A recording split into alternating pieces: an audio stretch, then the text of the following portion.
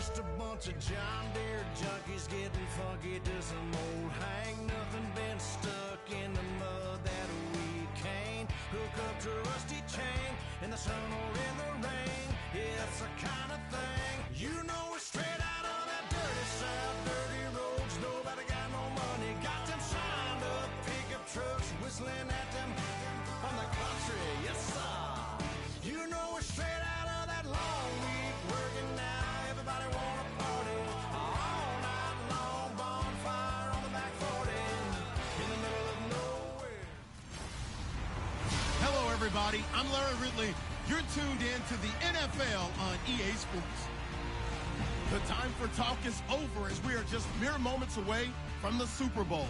Two teams now have a chance to prove they are the best. It's the Buccaneers going up against the Jaguars. So the time has come. Let's send you out to the stadium and join the two men that will have the Super Bowl call. Here are Brandon Guyton and Charles Davis. Larry, they broke ground on this place in the year 2000, opened it in August of 2002, and it's been the home of this franchise ever since. Welcome to NRG Stadium in Houston. We count down to kickoff in what should be an epic one here between the Tampa Bay Buccaneers and the Jacksonville Jaguars. With Charles Davis, I'm Brandon Guyton, and it is our extreme privilege to be on hand for the Super Bowl. And I can't help but look down on this field, partner, and think about the history of this game and all the great players, all the great teams that have stood on the field for this moment. So special. This game is so historic that while we call it the Super Bowl now, that wasn't even the name of the first couple.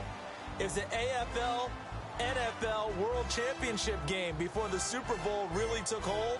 And think about the Green Bay Packers winning the first two that got us kicked off and started towards where we are today. And with the whole world watching, at the end of this game, at the end of tonight, one of these two sides, they get to etch their name in NFL immortality. No doubt about it. They hold up the ultimate symbol of victory in this league, the Lombardi Trophy.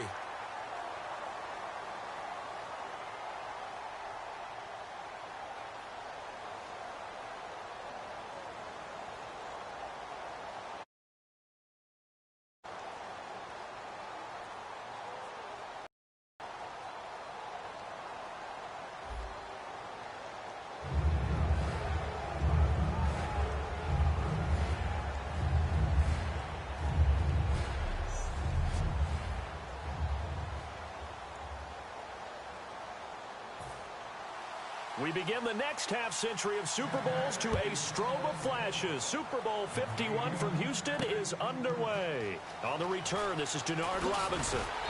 And he'll get it up past the 20 to the 22-yard line.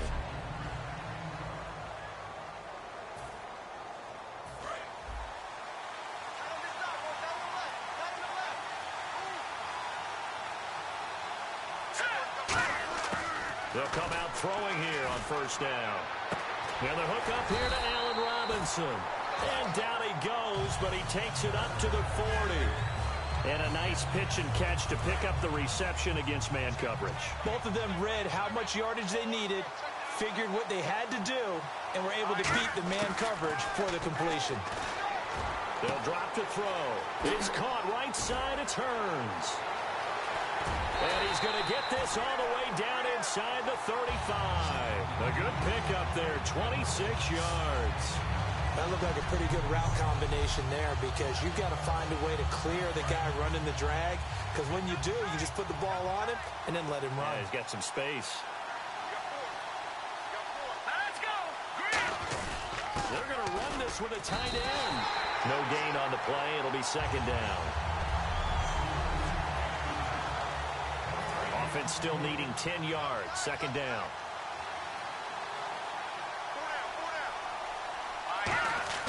They'll set up to throw. And the hit jarred loose. It's incomplete. So a ways to go here on 3rd and 10.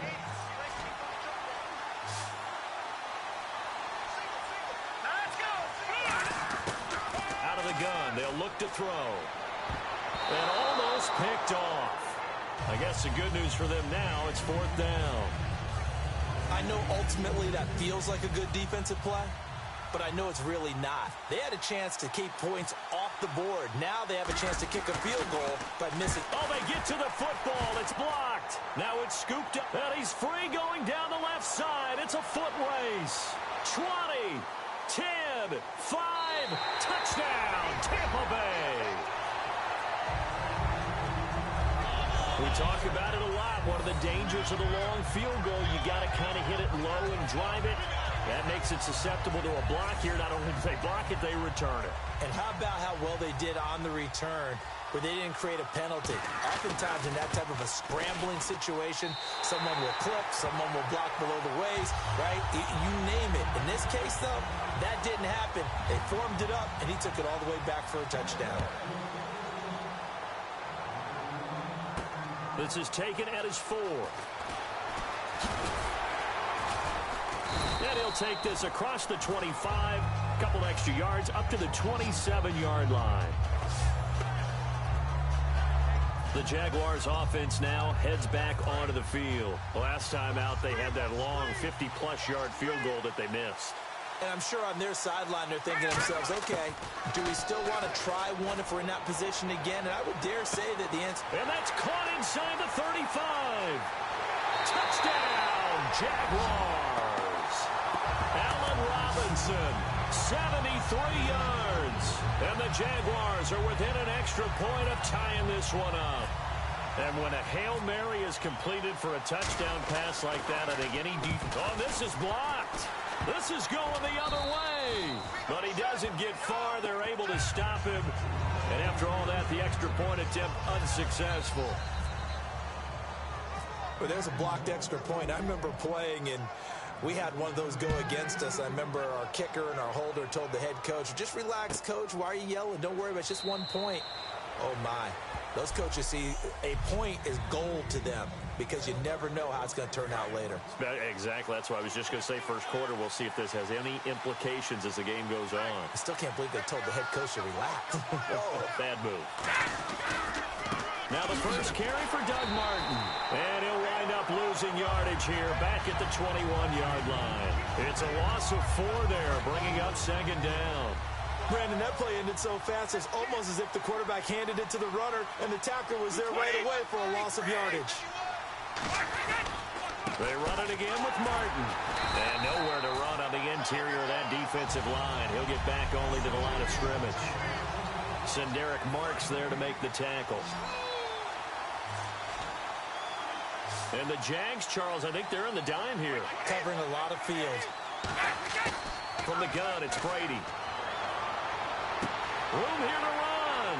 And this is caught by Jackson. And they finally do get him, but not before he reaches the 27. I've got to make sure that I don't take Tom Brady's greatness for granted, that we make it routine. How about that throw right there? Yeah. Another great completion. And you know one area where he honed his throwing, he was a catcher in high school. He was actually drafted by the Expos in 1995 in the 18th round. And now a fumble. Brady loses the football. It's a foot race. And the Jags grab it. The 20, 10, 5, and he brings this one back. A fumble return for a Jacksonville score.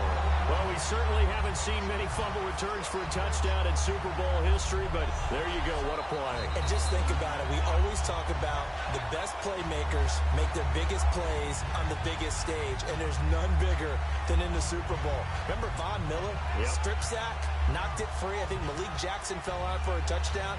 We've seen different plays like that throughout the Super Bowls. And this defense has done this all year long. And again, it's no good. A few boo birds coming out as he's missed his 2nd extra point here in the first half. So here's the kickoff now as they'll get it again following that fumble return for a score. That's fielded in the end zone. And no run back here. This will be a touchback, and it comes out to the 25-yard line. And Tampa Bay trots out there now.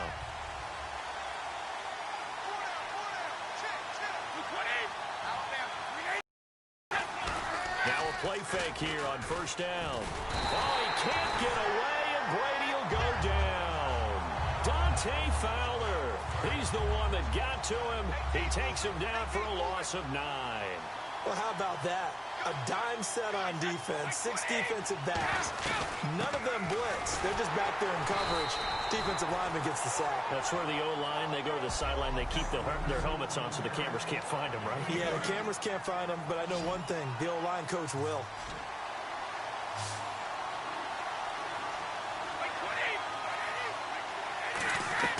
On 3rd and long, it's Brady. Is this intercepted? It is. It's intercepted. Picked off by Jonathan Cyprien. They told us repeatedly earlier in the week in our meetings, we need some plays from our defense here on the road early. They got one. And don't think they were above all week long pointing out to their defense that the other defense is rated higher than them. You going to let that happen, guys? Is that how we're going to play? And they responded to the challenge. He was looking to get it to Allen Hurns that time, and that'll bring up 2nd down. Looked like they had an opportunity for a big play across the middle, but he didn't have the concentration or the focus necessary and dropped it before he could haul it in. He'll try again with the arm here on 2nd down. Over the middle, the connection to Hurns. And they'll be inside the 35 now at the 34-yard line. A gain of 4 on the play, and that'll make it 3rd down. And the box with an extra defender in the secondary now on 3rd down. Now back to throw. Going for the deep ball. And he couldn't hang on to it through the contact. Incomplete.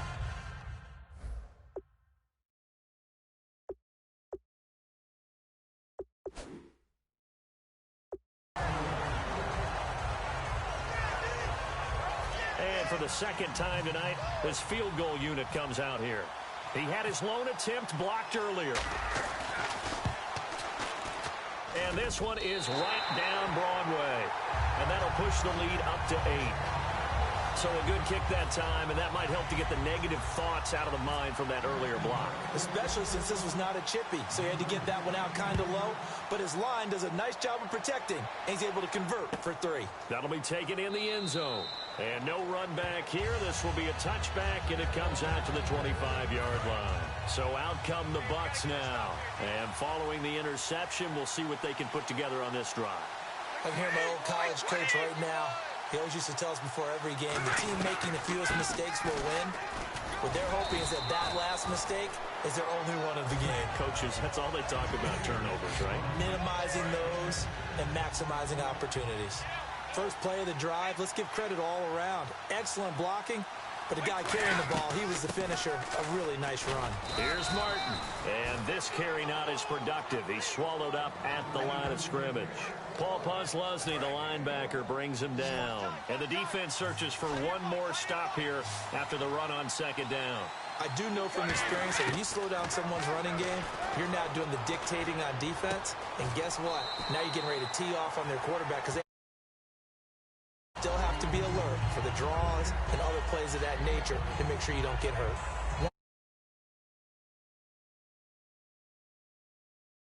The ball